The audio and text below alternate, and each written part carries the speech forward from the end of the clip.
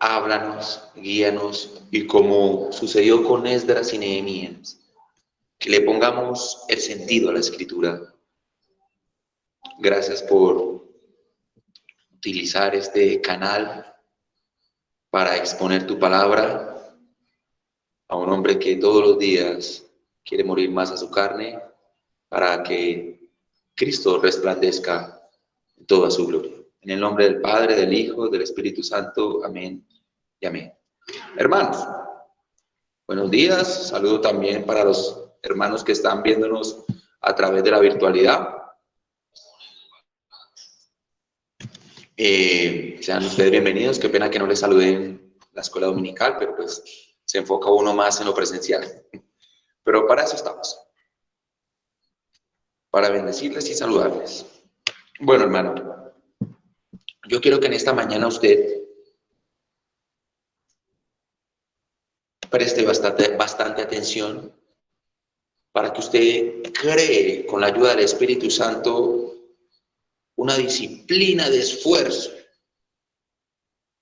en el proceso de la santificación y de la glorificación del Señor. Porque ese es el fin de nosotros, ¿cierto?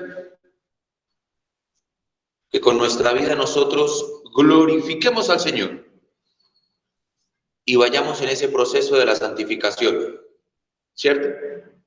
Doy un ejemplo, el comienzo de la vida del apóstol Pablo, una vida traumática, asesino, perseguidor, aprobación para la muerte de Esteban, pero usted mira los casos de la vida del apóstol Pablo, he dado la buena, ¿qué? O sea, el hombre, para que hubiera dicho eso, era porque en este asunto de el caminar en la vida del cristiano, no ahorró esfuerzos, no ahorró esfuerzos. Dio la buena pelea, batalló en esto que es la fe y sabía cuál era su heraldo en la eternidad. Creo que lo pudo. Amén.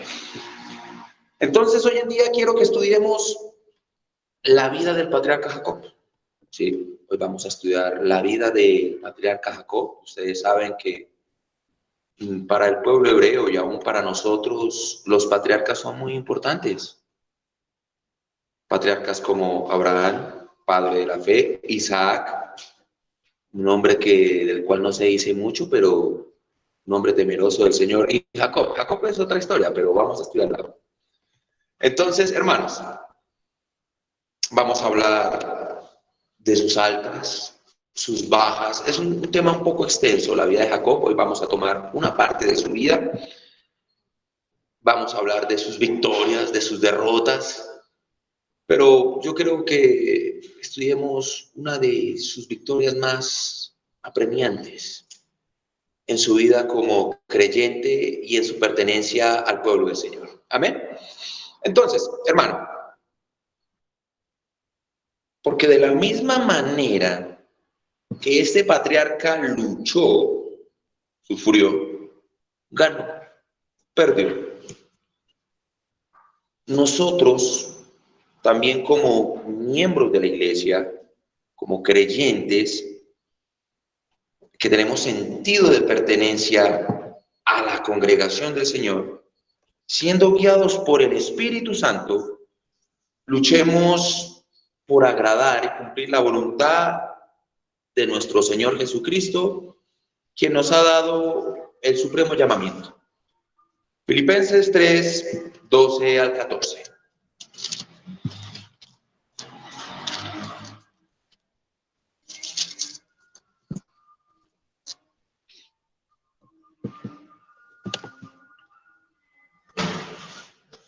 No que lo haya alcanzado ya, ni que ya sea perfecto, sino que prosigo por ver si logro asir aquello para lo cual fui también nacido por Cristo Jesús. Hermanos, yo mismo no pretendo haberlo ya alcanzado, pero una cosa hago, olvidando ciertamente lo que queda atrás y extendiéndome a lo que está por delante. Prosigo a la meta, al premio del supremo llamamiento de Dios en Cristo Jesús. Hermanos, este es un llamado para seguir batallando. Son tiempos difíciles, son tiempos muy duros, de incertidumbre, de incertidumbre por parte del gobierno, de mucha apostasía por parte de la iglesia, de controversia, pero nosotros como hijos de Dios tenemos que seguir luchando. Ahora usted sí puede entender por qué Pablo observaba la vida del cristiano como una batalla. Solo lleves este concepto. Pablo vivió en una época donde existió el ejército más poderoso, uno de los ejércitos más poderosos que la historia ha contado, que conquistó 3 continentes y sus extensiones fueron muy amplias. Estoy hablando del Imperio Romano. Lo único que acabó con el Imperio Romano fue el mismo Imperio Romano, su gobernabilidad. Y él creció viendo un ejército muy fuerte para crear o construir la concepción de que nosotros somos ese ejército que el Señor encabeza como Rey de Reyes y Señor de Señores, y en el cual, bajo su guianza, a través del Espíritu Santo, alcanzaremos la meta del supremo llamamiento. El Imperio Romano ya hace parte de la historia, pero el pueblo del Señor, la iglesia del Señor, el ejército del Señor Jesucristo, sigue caminando y sigue trastornando este mundo. Amén. Bueno, hermanos, estudiamos al caballero o al hermano o al patriarca Jacob. Y yo quiero que miremos cómo era él, pero también miremos cómo era su hermano. Vamos a mirar a Esaú, a Jacob y Esaú. Porque eran 2 hermanos y su historia es muy edificante. Tiene cosas tras bambalinas y quisiera que las miráramos. Vamos a mirar lo siguiente. Vamos a ir a Génesis. Creo que nos vamos a estar moviendo mucho sobre Génesis.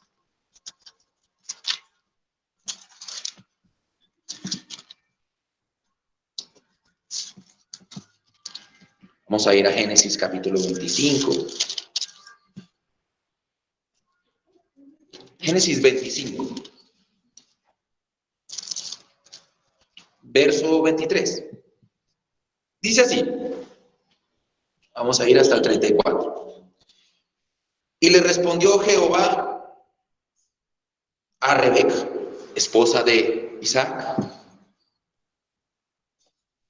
2 naciones hay en tu seno, y 2 pueblos serán divididos desde tus entrañas. Un pueblo será más fuerte que el otro pueblo, y el mayor servirá al menor.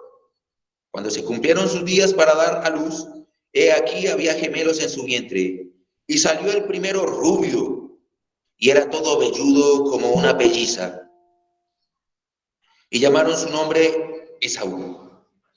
Y después salió su hermano, trabada su mano al calcañar o a la pantorrilla de Esaú, y fue llamado su nombre Jacob, y era Isaac de edad de 60 años cuando ella los dio a luz. Y crecieron los niños, y Esaú fue diestro en la casa, hombre del campo, pero Jacob era varón quieto, que habitaba en tiendas. Llamó Isaac a Esaú porque comía de su casa, mas Rebeca amaba a Jacob. Y guisó Jacob un potaje. Volviendo Esaú del campo, cansado, dijo a Jacob: te ruego que me des a comer de ese guiso rojo, pues estoy muy cansado. Por tanto fue llamado su nombre Edom, que significa rojo. Ahí dice la traducción en la Reina Valera. Y Jacob respondió: véndeme en este día tu primogenitura. Entonces dijo Esaú: he aquí, yo me voy a morir. ¿Para qué pues me servirá la primogenitura? Y dijo Jacob: júramelo en este día. Y él le juró, y vendió a Jacob su primogenitura. Entonces Jacob dio a Esaú pan y del guisado de las lentejas, y él comió y bebió y se levantó y se fue. Y así menospreció Esaú la primogenitura. Hermanos, ¿usted se acuerda del curso de membresía, hermano Miguel? La hermana Consuelo creo que también fue partícipe de nuestro curso de membresía, que miramos la primogenitura, ¿cierto? Hermoso, el hermano Juan Carlos también, la hermana Diana, mi esposa. No sé si David se acuerde. David, ¿se acuerda? No se acuerda, dice el caballero. La hermana Lice también. Creo que no más. La hermana Fanny también. Fue hermoso. Estudiamos bastante sobre la primogenitura y las consecuencias de tener esa bendición, ¿cierto? Usted tendría poderío. ¿Qué más era? O sea, gobierno. Eran 3 puntos. Gobierno, sacerdocio, herencia. Si usted se ha dado cuenta, en la cultura hebrea, el primogénito se llevaba, si no estoy mal, 3/4 partes o el 50% de la herencia del padre. Y el resto era para los otros hijos. Así es en la cultura hebrea. Lo mejor para el primogénito. Y si usted ha estudiado la palabra del Señor en el Antiguo Testamento, el Señor siempre ha tenido preferencia porque lo primero, el primogénito y los sacrificios, lo mejor, ¿cierto? Lo primero, ¿cierto? Lo que le trajo a ver al Señor, ¿cierto? ¿Lo trajo o no lo trajo?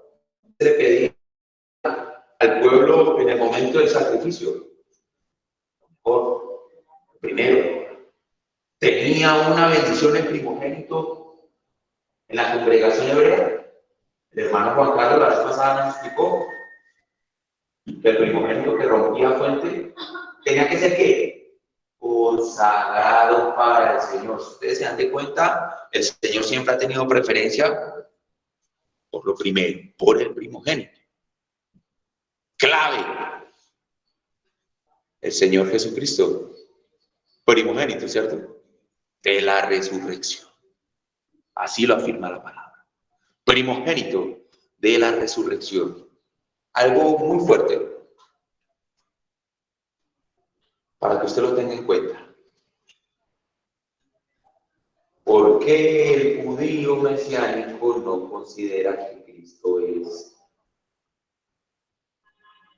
Dios, ¿cierto? Porque el primogénito en la tradición hebrea o semita, con el tiempo, ocupaba el lugar de ¿qué? De su padre. Isaac ocupó el puesto de su padre. ¿Quién fue el padre? Abraham. ¿Lo ocupó o no lo ocupó? Tuvo liderazgo, sacerdocio de su casa y hombre próspero. ¿Cierto? En el asunto judío mesiánico, cuando dice primogénito de la resurrección, es que con el tiempo ocuparía el lugar del Padre, porque al Padre nadie lo ha visto jamás. Pero con Cristo, ¿qué le dijo a Felipe? Felipe preguntó: muéstranos al Padre. Felipe, ¿hace cuánto estamos caminando juntos? Y si me has visto a mí, has visto al Padre. Amén. ¿Quién es el que nos ¿Quién es el que nos justificó? Cristo. ¿Quién es el que prepara morada? Cristo. ¿Y quién nos va a justificar en el gran juicio al final y nos llevará a la patria celestial? Cristo. Nos justificará ante el Padre. Y ya nos justificó. Amén. Sigamos. Vamos a estudiar a este caballero Esaú. Estudiamos algo del caballero Esaú. Edom, de ahí viene la palabra edomitas, una nación vecina a los israelitas. Se cumple lo que dice la escritura: dos pueblos, dos naciones, en la cual el hermano menor estaría por encima del mayor. Y si usted mira de Esaú, dice que era un hombre que fuerte, varonil, velludo, de cabello rubio, cazador, ¿cierto? Pero hermano, usted tiene que entender algo. Este caballero, Esaú, cuyo nombre significa rojo, yo quiero que entendamos algo. Esaú significa rojo. El hombre era de cabello rojo. Vendió su primogenitura por un guiso de color rojo. Edom, de ahí viene la palabra Edom. Y cuando viene esta palabra rojo, también significa tierra. Tierra. Edom y Adán tienen casi el mismo significado, ¿cierto? Adán viene de dos palabras: sangre y tierra. Adán. Y Edom también significa rojo y tierra. Tiene una similitud. Pero, ¿por qué les explico esto? Porque este caballero era muy terrenal. Terrenal como él solo. Tenía un pensamiento temporal. Acabamos de leer: véndeme la primogenitura. ¿Y qué le contestó? Si al fin y al cabo yo me voy a morir. Así, temporal. ¿Le contestó así o no? Si al fin y al cabo yo me voy a morir, ¿para qué eso de la primogenitura? El pensamiento de este caballero era un pensamiento temporal. Era como Adán, porque el pecado entró a la humanidad, ¿por quién? Por Adán. Dios creó al hombre a su imagen y semejanza, pero con su caída entró el pecado a toda la humanidad, dice por allá en Romanos, ¿cierto? Con él entró el pecado a toda la humanidad. Y Esaú era fiel hijo de Adán. Era terrenal, muy carnal.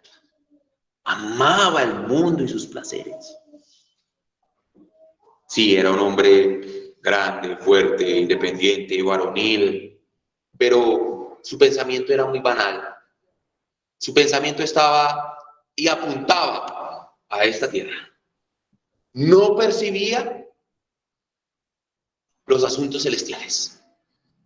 No los percibía, no los entendía, no sabía de lo que le estaban hablando. ¿Usted se acuerda de pronto de su vida en el mundo? Yo afirmaba que las personas cristianas o evangélicas estaban locos. Yo no les entendía. La primera vez que fui a una iglesia cristiana, creo que fue una iglesia cuadrangular de mi barrio, fuimos con dos amigos, salimos riéndonos y decíamos: estos están locos. Veíamos gente llorando y decíamos: estos están locos, infantiles, no tienen raciocinio. No entendía. Mi visión era muy, ¿qué? Muy temporal, muy carnal. Veía gente cantando y decía que estaban haciendo el oso, que se estaban rebajando. O sea, no entendía. No sé si a usted le haya pasado. No sé si en su vida anterior usted consideraba a la iglesia como un grupo de personas que estaban en el lugar equivocado. Yo lo consideraba así. Estaban locos, estaban deschavetados. No entendía por qué expresaban una devoción hacia Dios, no entendía por qué cantaban a Dios, no entendía por qué lloraban a Dios, no entendía por qué predicaban a Dios, no entendía nada, no entendía nada. En ese punto de pronto sí me parecía a Esaú. No sé si a usted le haya pasado. Bueno, sigamos con este caballero. Este caballero vendió su primogenitura. Mire, hermanos, entienda el concepto. Esaú se crió en la época de su padre Isaac, y yo creo que él entendía que Isaac tenía un hermano, y varios hermanos, tuvo varios, pero tuvo un hermano que se llamó Ismael. Y que Ismael no fue el heredero de la primogenitura como lo fue ¿quién? Isaac, que era el hijo de la promesa, ¿cierto? Y él vio a su padre, un patriarca, con liderazgo, con sacerdocio, con herencia. Porque ustedes saben que de los otros hijos que tuvo Abraham cuando murió su esposa, ¿él qué hizo con ellos? Los mandó lejos, para que no tuvieran herencia ¿con quién? Con Isaac. Porque el hijo de la promesa y el que se llevó la primogenitura fue Isaac. El que llegó a ser jefe de esa tribu, de siervos, de pastores. No creo que también habían esclavos, ¿cierto? Me parece que habían esclavos. El jefe tribal fue Isaac. Y Esaú se crió viendo esto, pero Esaú no entendía. Y a Esaú le pertenecía esa. La pregunta es, ¿voluntariamente Isaac le dio la bendición a Jacob? No lo tenía. Porque Isaac, ¿a quién se la iba a dar? A Esaú. Por derecho pertenecía ¿a quién? A Esaú, al hijo mayor. Ya que el Señor le dijo algo a Rebeca, sí, se lo dijo.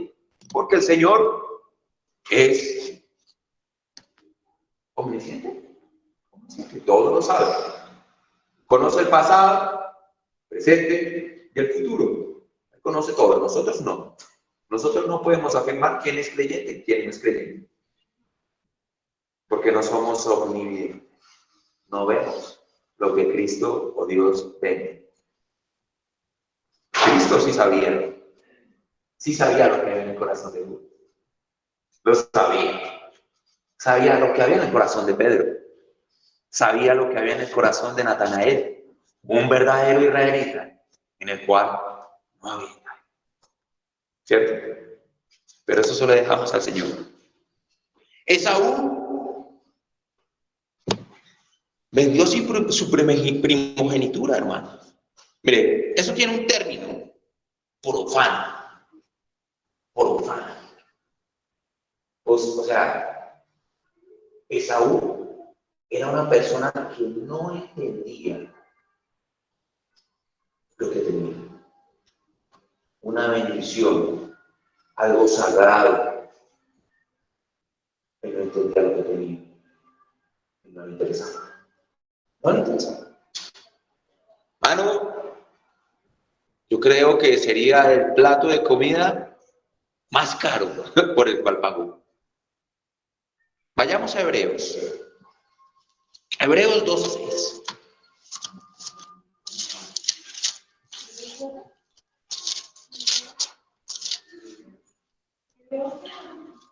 Sí, creo que es Hebreos. 12 o... Sí, 12, 16. 12:16, excúsenme. Sí, aquí está bien, 12:16. Hebreos. No sea que algún fornicario o profano, como Esaú, que por una sola comida vendió su primogenitura. Porque ya sabéis que aún después deseando heredar la bendición, fue desechado y no hubo oportunidad para el arrepentimiento, aunque la procuró con lágrimas. Profano es el término. Este caballero no sabía la gran bendición que tenía. Porque su pensamiento, ¿cómo era? Carnal, banal, pasajero, temporal. Porque sabemos que tanto su padre como su abuelo pertenecían ¿a quién?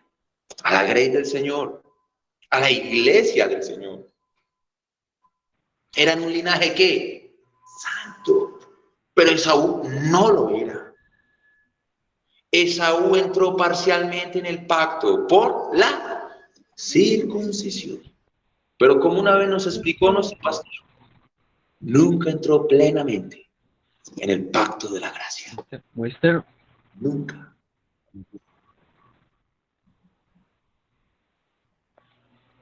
Nunca entró plenamente en el pacto de la gracia.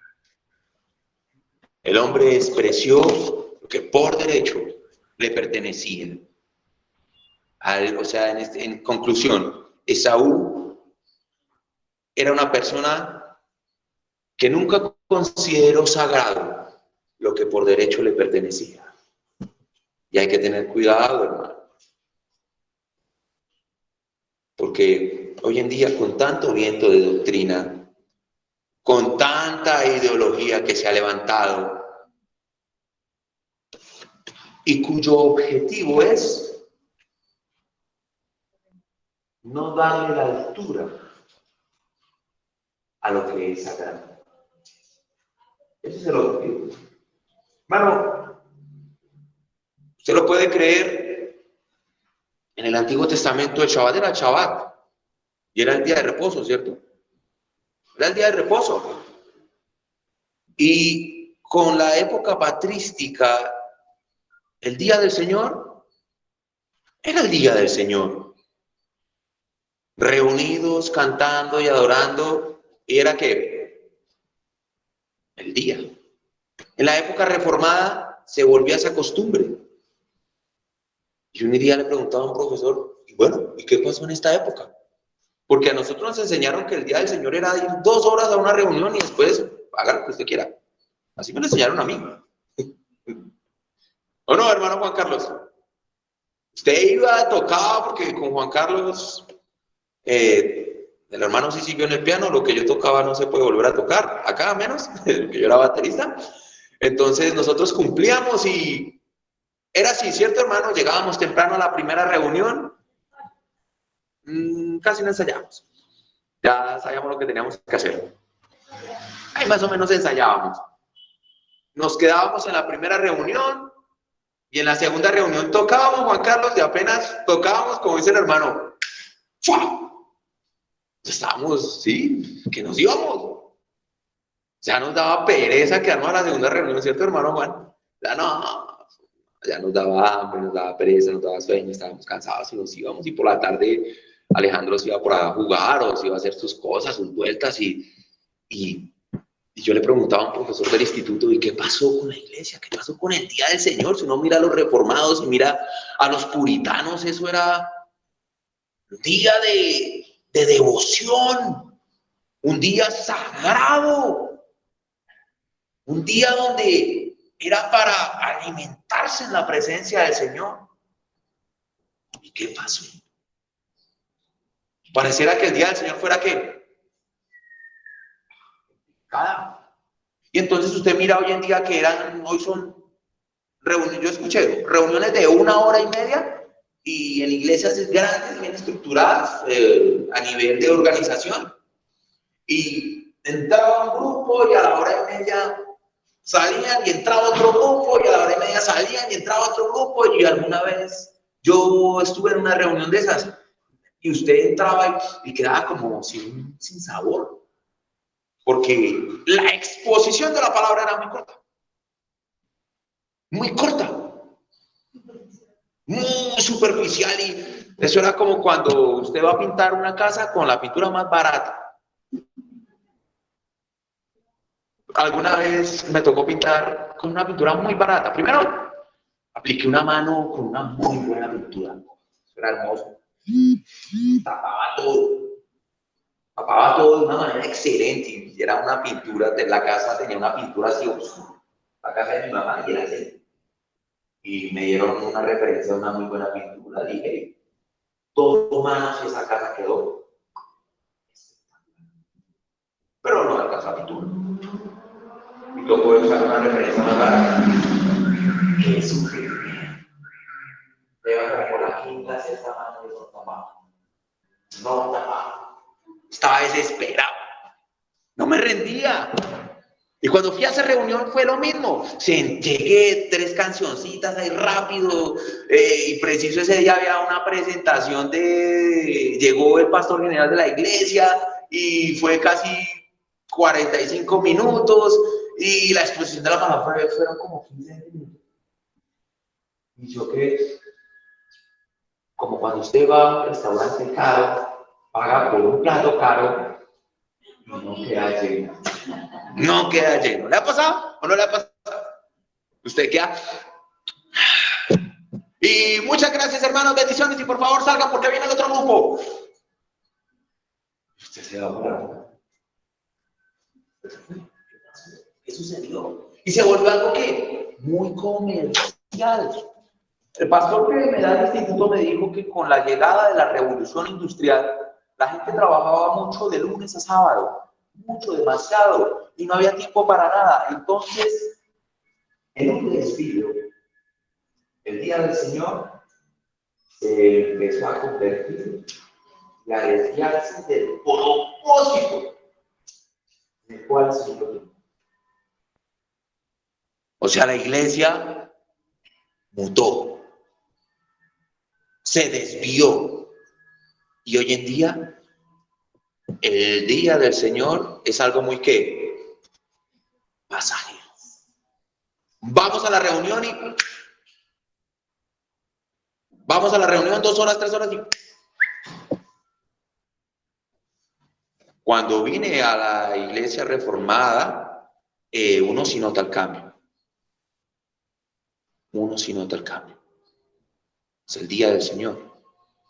Y vamos en ese proceso de ir dándole la altura a lo que es sagrado. Y eso de que no voy a hablar de cómo es la adoración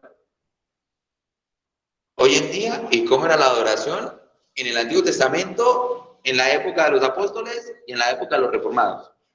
Porque hace poco vi un seminario de la teología de la adoración y no mencionaron instrumentos por ningún lado. Yo quedé anonadado, porque para mí la adoración era eso. Eso me habían enseñado a mí. Hicimos el estudio y no encontré un instrumento por ningún lado. Quedé como, por muchos años, estuve divagando en lo que no era correcto. Y así era el señor Esaú. Así era el concepto. No le daba la altura a lo que era sagrado. ¿Qué más, hermanos? Este caballero, Esaú, fue polígamo. ¿Saben qué es poligamia? Varias mujeres. Casarse con varias mujeres. Si usted mira, Isaac tuvo una. Y su padre, Abraham, cogió a un siervo, juramento, nos lo expliqué esta mañana, juramento. Siervo mío, usted me va a hacer un favor. Eso está ahí, atrásito de Génesis 27. Génesis 24, 3 y 4. Y dijo Abraham, aunque voy a leerlo desde el verso 2. Y dijo Abraham a un criado suyo, el más viejo de su casa, un hombre de confianza, que era el que gobernaba en todo lo que tenía. Si gobernaba todo lo de Abraham, era de mucha confianza. Pon ahora tu mano debajo de mi muslo y te juramentaré por Jehová. Algo de peso.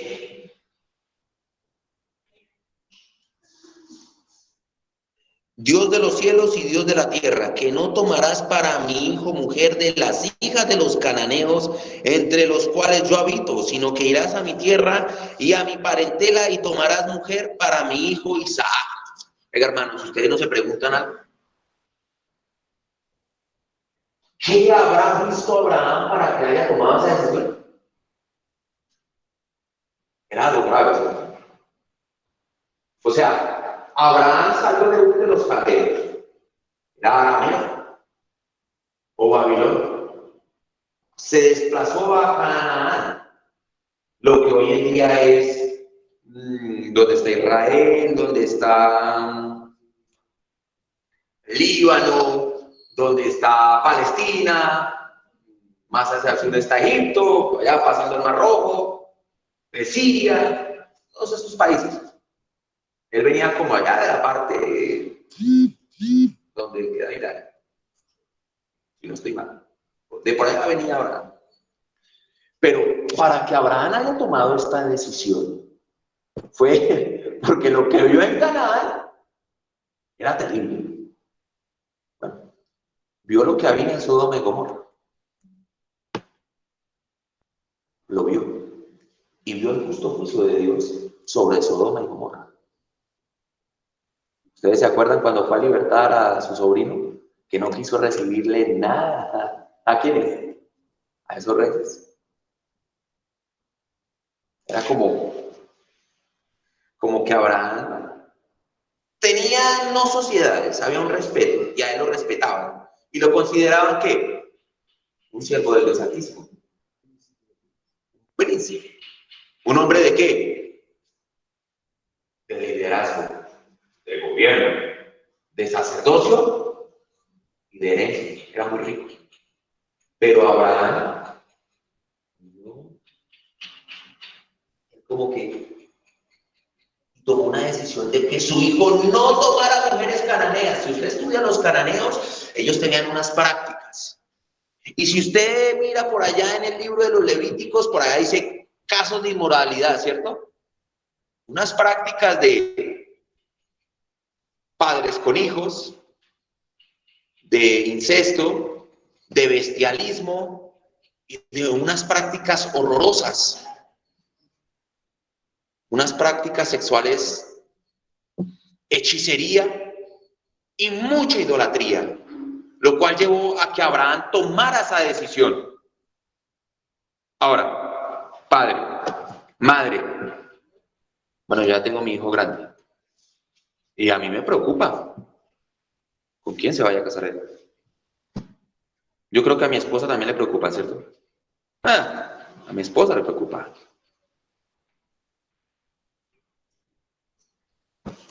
Usted como padre, cuando un hijo se casa con una mujer temerosa del Señor, usted siendo un creyente que pertenece a la iglesia del Señor, ¿usted cómo se siente? ¿Cierto? ¿Cómo, hermana Rosita? Habla la hermana Rosita. ¡Feliz! Hermana Doris. Mucha paz. Mucha paz, tranquilidad, ¿cierto? Las hermanas mayores hablan y yo les creo. Gozoso. Gozoso, es el hermano Josué. O sea, pero las hermanas mayores dicen feliz, hay un descanso. Ahora vamos a mirar qué hizo el caballero Esaú. Dice por acá en Génesis 23, 34 a 35, 26.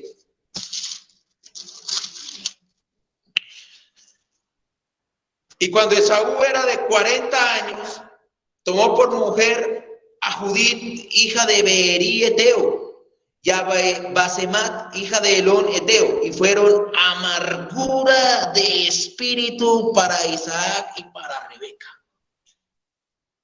¿Usted se imagina qué verían estos dos padres para llegar a una amargura de espíritu? Y es que no se casó con una, porque una es un problema. Se casó con dos problemas. Dos. Si el patriarca Abraham se afanó por su hijo, e Isaac hizo lo mismo. ¿O con quién se casó Jacob? Bueno, ¿con cuántas? Y estarían al mismo término de la poligamia, pero Jacob no buscó mujer ahí. Él fue a otro lado.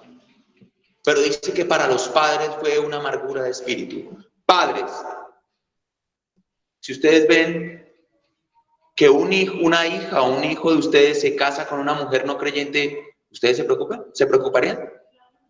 La hermana Consuelo me dice que sí. La hermana Dulce. La hermana Rosa también se preocuparía.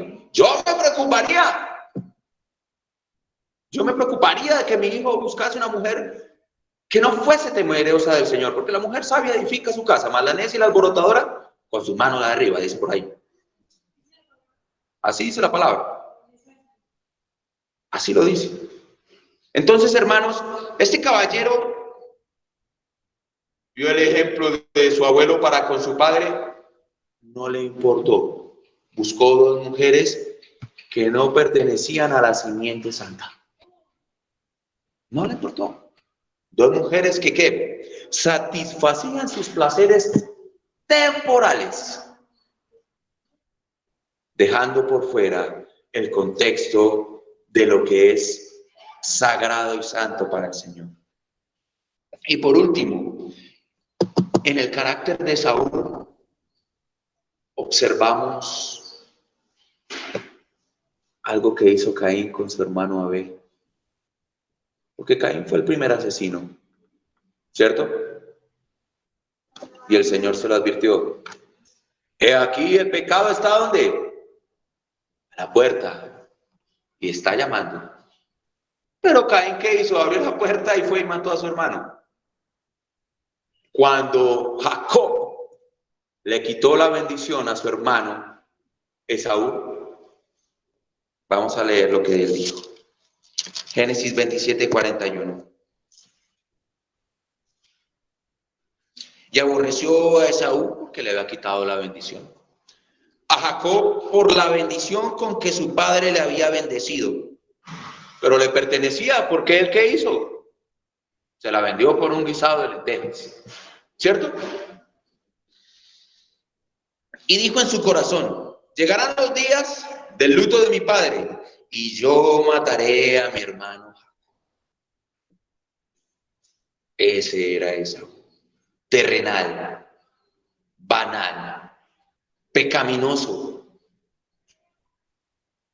gustoso de los placeres de la carne, los cuales nunca se sacian. Bueno, hermano, hay dos cosas que nunca se satisfacen. ¿Cuáles son, hermano Juan Carlos? Usted me lo enseñó. La carne jamás se satisface. Y el infierno tampoco se satisface. Lo que comenzó con el profanar la bendición del Señor desencadenó en la poligamia, en la mezcla de la simiente santa con la simiente del mundo, y parecía que iba a concluir con el asesinato de su hermano. Este era Esaú. Ahí lo hemos estudiado. Prosigamos. Ahora vamos a observar al patriarca Jacob. Quería que miráramos este paralelo. Jacob y Esaú. Jacob, vamos a leer aquí en Génesis 24, discúlpenme. 24.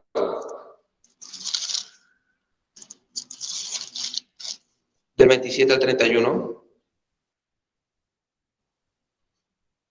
Sí, es esta. Discúlpenme, es un poco más adelante. Donde habla, ya lo leímos, pero para que usted esté ahí pendiente, dice, y crecieron los niños, y Esaú fue diestro en la casa, hombre del campo, pero Jacob era varón quieto, que habitaba en tiendas. Aquí en la versión Reina Valera no da la respuesta, porque cuando dice quieto, usted entendería que cuando es un niño quieto, es un niño ¿qué? O un varón quieto es ¿qué? Calmado, ¿cierto? Pasivo. Por eso toca ir a una versión, si usted la tiene, excelente, la versión Peshita.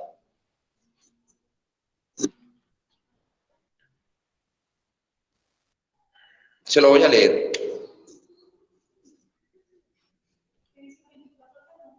25, 27. Y dice la versión Peshita. Y habiendo crecido los niños, Esaú llegó a ser un hombre diestro en la cacería, hombre de campo, y Jacob era un hombre íntegro y habitaba en una tienda. Y Jacob era un hombre íntegro y habitaba en una tienda íntegra. La palabra como que cambia a quieto, ¿cierto? Cambia un poco. Quieto a íntegro. Bueno, íntegro significa ser completo, que no falte nada ni haya defectos. O en hebreo, tamim.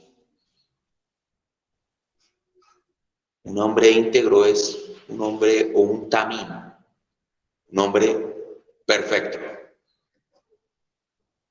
O sea, había una diferencia entre Jacob y Esaú. Jacob pertenecía a un lugar donde Esaú jamás había pisado. Jamás había pisado.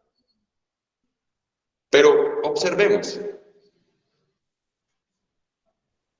Dice Génesis 17:1.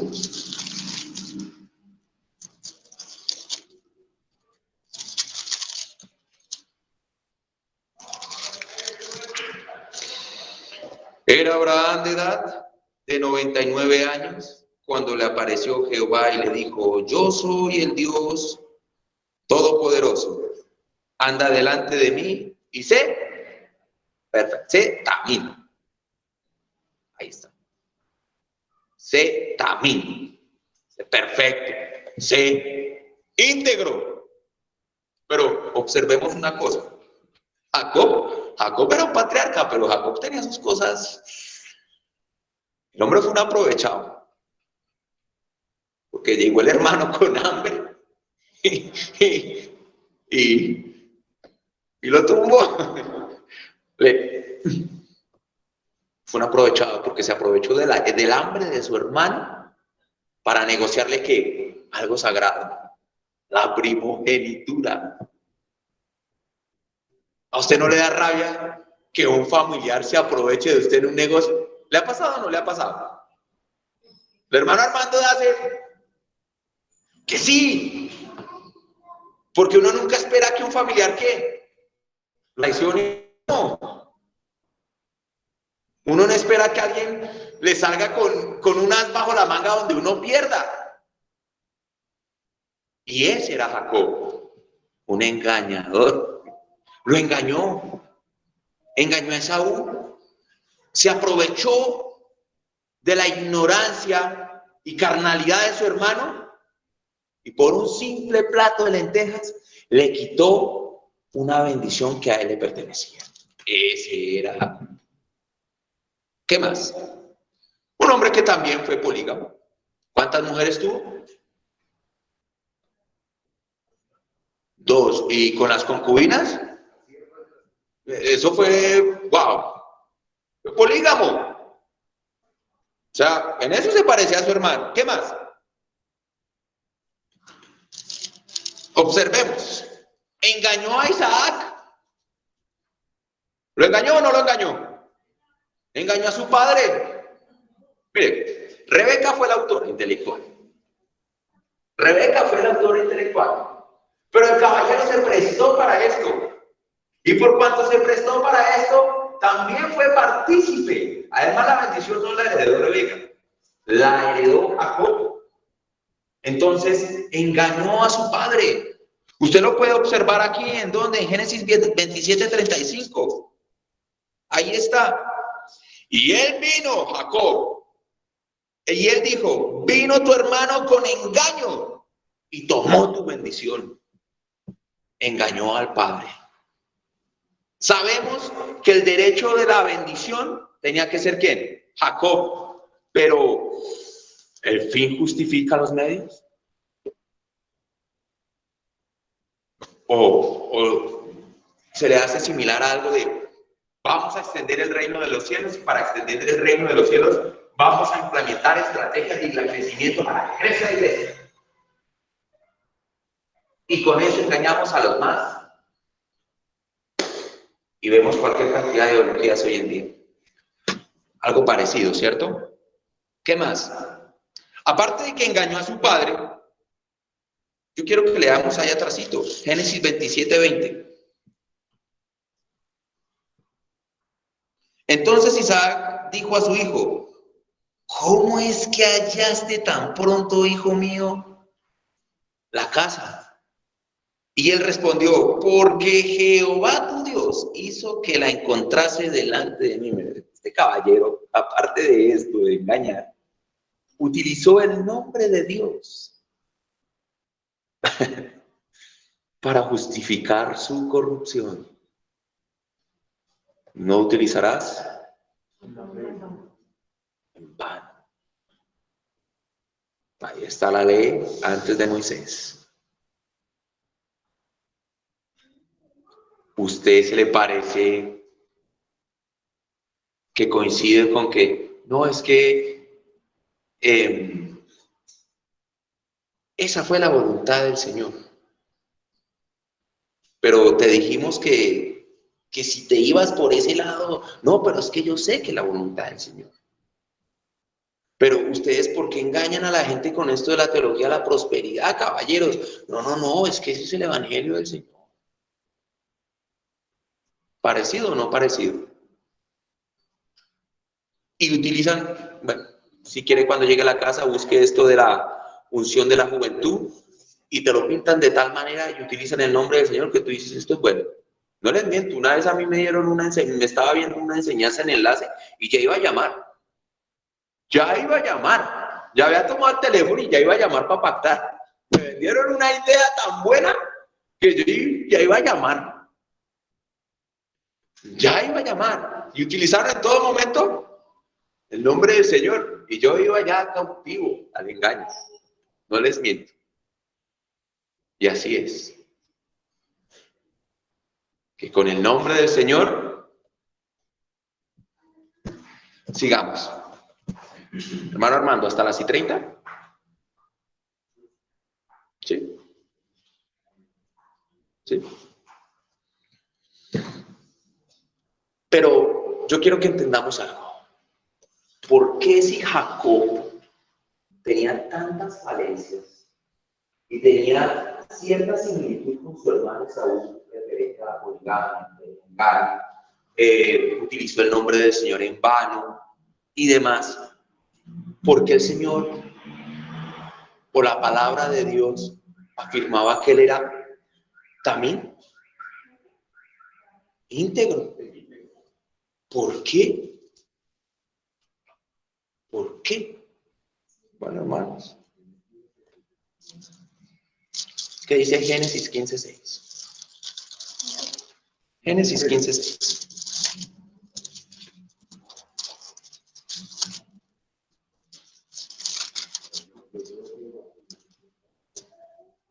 Y creyó a Jehová y le fue contado por justicia. Eso en el caso del abuelito, Abraham. Mi hermano, cuando usted vea el término justificado, justicia, en el Antiguo Testamento, esto es así de sencillo.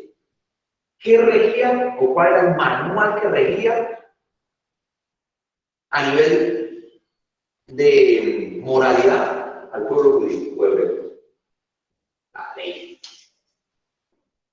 ¿Y por la ley tú eras qué? ¿Culpable? O inocente. Pero en el Antiguo Testamento, cuando tú hablas de justicia, justificación, juicio, sobre todo justificación, usted ese término lo encuentra bastante en los Salmos, ¿cierto? Es que compareciste ante el tribunal de Dios y fuiste declarado. Porque para los hebreos, a ellos los regía ¿qué? La ley. En este caso, Abraham. Pero ahora vayamos a Romanos 4:3. Romanos 4:3. Porque, ¿qué dice la Escritura? Creyó Abraham a Dios y le fue contado por justicia.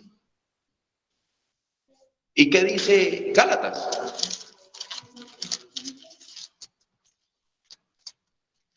Gálatas 3:6. Así Abraham creyó a Dios y le fue contado por justicia. Mire, caballeros, hermanas y hermanos, el asunto del patriarca Jacob fue que el patriarca Jacob fue justificado por la fe. Él entró al pacto por la circuncisión, entró plenamente al pacto por la fe. Amén. A pesar de que tenía ciertas falencias, tenía ciertos problemas. ¿Se acuerda lo que leímos esta mañana en la escuela dominical? ¿Cuál era la cita de Romanos qué? Leámoslo. Hermano Juan Carlos, Romanos 9, 11 al 15.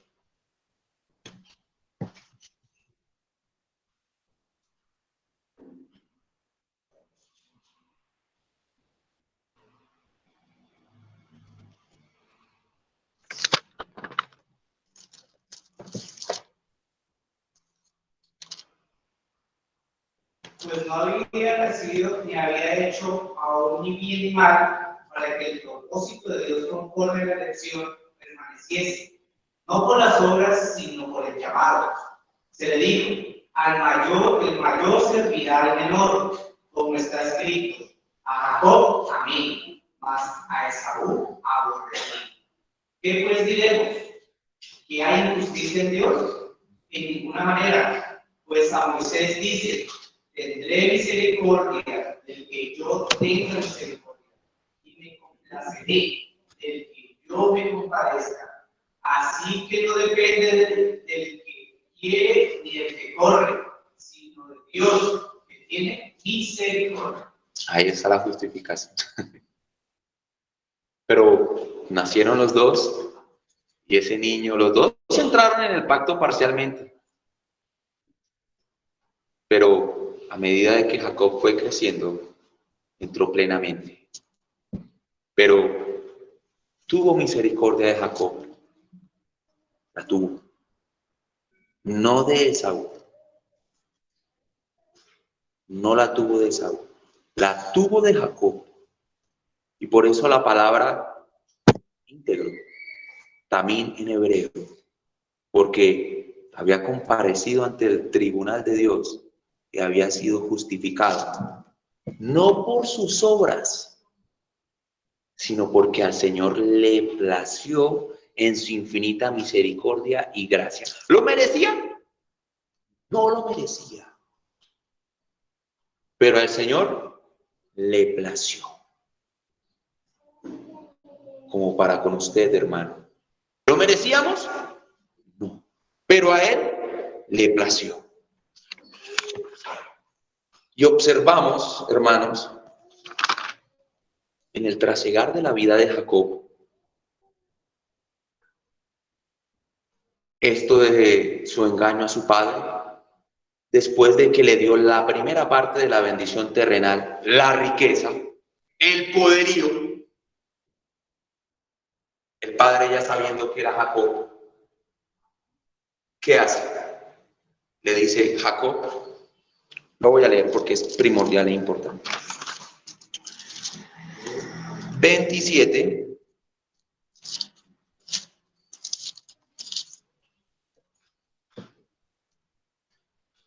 A 28, 1 y 3. Entonces Isaac llamó a Jacob y lo bendijo, ya sabiendo que era Jacob. Ya le había dado la primera parte de la bendición. Y lo bendijo y le llamó diciendo, no tomes mujer de las hijas de Canaán. No vayas a cometer ese error. Levántate y ve a Padam Arán, a casa de Betuel, padre de tu madre, y toma allí mujer de las hijas de Labán, hermano de tu madre, y el Dios omnipotente te bendiga y te haga fructificar, te multiplique hasta llegar a ser multitud de pueblos. Ahí en esa palabra multitud de pueblos, ahí viene algo con la iglesia. Con la iglesia. Pero ya me queda poco tiempo, no lo puedo especificar ni explicar. Ahí en esa parte. De ahí viene y se deriva una palabra iglesia. No de Saúl, de Jacob. Porque de Jacob vendría una simiente ¿qué? Santa. Hermano, y ahí observamos un Jacob que va donde su tío, trabaja por sus esposas varios años, vuelve a su tierra, ya siendo un hombre que adulto, siendo un jefe tribal, el cual tenía una bendición como sacerdotal, como padre, tenía un liderazgo, era un patriarca, tenía todo lo que trataba de la bendición material y espiritual. Se estaba gestando una simiente santa, no en todos sus hijos, pero ahí va la simiente, ¿cierto? Y hermanos, ¿por qué yo les hago este paralelo? Porque cuando Jacob llega a Peniel, en Génesis 32, 28, dice, y el varón le dijo, no se dirá más tu nombre Jacob, sino Israel, porque has luchado con Dios y con los hombres y has vencido. Hermanos, él se llamaba Jacob. ¿Qué significa Jacob? Engañador o usurpador, porque él quería usurpar a su hermano Esaú. Por eso salió aferrado ¿de qué? Del calcañar, porque no lo quería dejar nacer primero, porque él quería la primogenitura. Y si usted se da de cuenta, Jacob luchó desde el vientre de su madre por obtener una bendición. Y la obtuvo. Pero la obtuvo con engaño. La obtuvo usurpando. La obtuvo utilizando el nombre de Dios en vano. Y eso no concuerda con la santa y perfecta voluntad de Dios. Era la voluntad permisiva, dice por ahí, ¿cierto? Pero si usted observa a este Jacob, que ya vivía parte de las bendiciones espirituales y materiales, usted aquí ve a un Jacob que luchando aferrado y no queriendo soltar al ángel. ¿Y por qué luchaba? ¿Luchaba con engaño? ¿Luchaba utilizando el nombre de Dios en vano? No. ¿Luchaba siendo un aprovechado? Luchaba con rogativa y luchaba con devoción. Porque su corazón había que cambiado. Iba en un proceso de ¿qué? De santificación. No era el mismo Jacob de 40 años. Ya no era ese Jacob. Había entendido, como su abuelo entendió. ¿Se acuerdan todos los errores de Abraham? Que fue a Egipto cuando no tenía que ir a Egipto y que tuvo que ocultar que su esposa era su esposa y era su hermana y se metió en un problema. Y usted ya puede ver un Abraham cuando vuelve de libertar al otro, un hombre plenamente confiado en el Señor y que no recibía bendiciones de los hombres, sino que recibía todo del Señor. Había cambiado Abraham. Aquí usted puede observar a Jacob que ya no luchaba por sus propios medios y por sus propias obras como medio de la gracia. Usted observaba un hombre que rogaba y suplicaba para que el Señor lo bendijera. Rogaba y se humillaba de la manera correcta para cada día morir a su carnalidad y para que el nombre de Jehová fuera que glorificado. Amén. Jacob aquí lucha por una bendición no terrenal porque la tenía. Lucha por un cambio de vida. ¿Cuál era su nombre?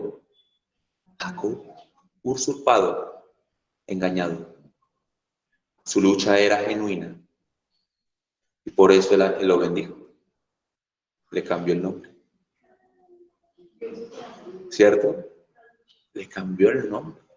Ya no serás un engañador. Ya no serás un usurpador, porque ya no estás luchando con tus propias fuerzas. Ya no quieres alcanzar las cosas por tus propias obras. No. Ya quieres vivir conforme al corazón de Dios. Ya no quieres vivir como un engañador, sino quieres vivir genuinamente y en ti no hay engaño. ¿A quién se lo digo? A Natanael. ¿Cierto? Y utilizó el término ¿qué? Israel. Aquí hay un verdadero ¿qué? Israelita en el cual no hay engaño. Hermano Armando, ya voy a concluir. No hay engaño. No lo hay. En ti no hay engaño. En ti hay devoción. Devoción es ese interés por buscar las cosas santas, sagradas. ¿Saben, hermanos? En mi trabajo yo tengo que cobrar en muchas partes de noche.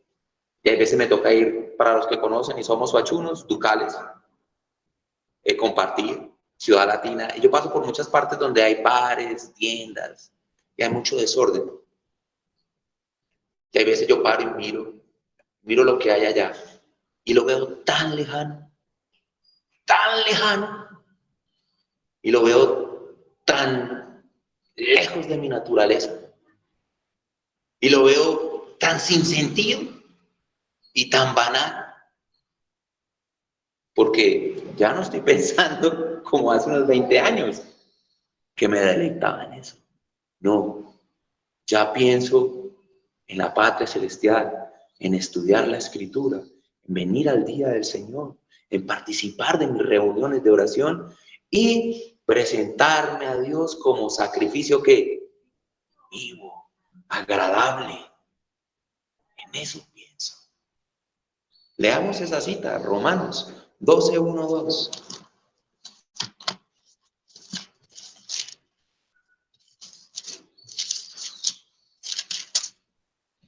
Así que, hermanos, os ruego, por las misericordias de Dios, que presentéis vuestros cuerpos en sacrificio vivo, santo, agradable a Dios, que es vuestro culto racional. No os conforméis a este siglo, sino transformaos por medio de la renovación de vuestro entendimiento, para que comprobéis cuál sea la buena voluntad de Dios, agradable y perfecta. Una lucha por la pertenencia. Porque si tú estás luchando como luchó Israel, por presentarte como un sacrificio vivo y agradable delante de Dios, el Señor te ha revelado que tú perteneces a la iglesia de Cristo. Pero si tu lucha es por lo terrenal, por lo banal, por lo temporal, no creo que tu herencia sea la eternidad. Te podrías parecer más a Esaú. Porque a Israel, no. Hermanos, pongámonos en pie.